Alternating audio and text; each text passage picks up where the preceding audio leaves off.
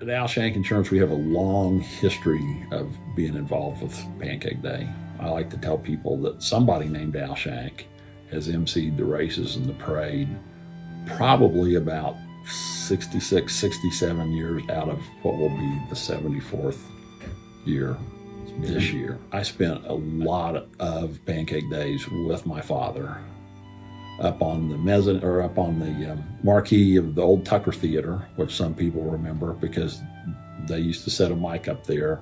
So I'd go up there and watch as Dad called it, or going to him and watching him do the races. And so it was just kind of one of those things that I watched him prepare. I knew what he did, how he did it. So in the late 80s, Dad was Grand Marshal of the parade. And so that was my first year. He went ahead and called the races that whatever year that was, whatever day. But then I went ahead, and that was the first year for me to actually MC the parade. And so most years since then, I've done it. I'm ready again to do it this year. Already got my plans, just need to pick up my packet because, you know, with all the racers' names in it, man, you got to get that list early. And I want to apologize in advance because I'm going to get that list early. I'm going to go through that list of names, and I guarantee I will screw up some poor little kid's name on the races. That's just the way it does. There are just too many races and too many racers, and the names are very challenging at times. Well, Dad always told me that there was a year where the weather was so bad and the big snowstorm had moved in overnight, that there was a Pancake Day where there was the International Pancake Day race, and that was it.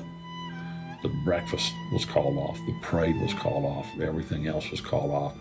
The international race, they actually came out and cleared the race course off and then used flamethrowers to try and dry it off. And they went ahead at 11:55, ran the international race, and that was it. I remember there used to be a guy in Heaton named Buddy Heaton. Buddy Heaton was famous because he rode a buffalo in parades. He used to always be the last thing through the parade for many, many years. And so then that's also when you learn that you never ever want to put the bands behind the horses, or in this particular case, the buffalo. I don't think I have to explicitly tell you why, but that's one of the rules of the parade, is always put the horses behind the bands, because you don't want the bands to have a little minefield that they have to, walk through.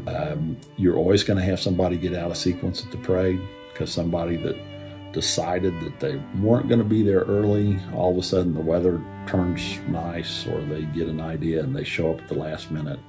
And so sometimes it's a challenge to announce the parade, because you'll look at the list and you know that 24 on your list is not 24 that's coming down the street.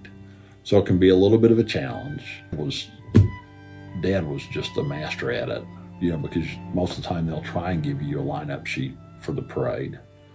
And I never will forget one of those times that I went with Dad, that the Rotary Club, who sponsors the parade, had given him a lineup sheet. And he kind of knew what I knew, that when you looked at that lineup sheet, if all those people and all those cars and all those horses and bands got in the order that was on the lineup sheet, it would be a miracle. That particular Tuesday of Pancake Day, that was not going to happen. And people started out of order early and often in that parade. I never will forget. And the lineup sheet was in a nice 3-ring binder and the whole bit. I never will forget watching Dad just close it up, throw it back in the corner of the reviewing stand, and doing it all off the top of his head.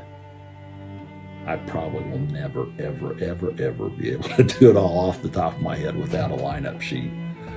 But you're very, very thankful when that happens. People have to understand, put good signage on their vehicles, their parades, or whatever, their floats or whatever. That'll help you out a lot. That's almost as more valuable than a lineup sheet of days. Bob Stefan would always come out from Topeka as Attorney General.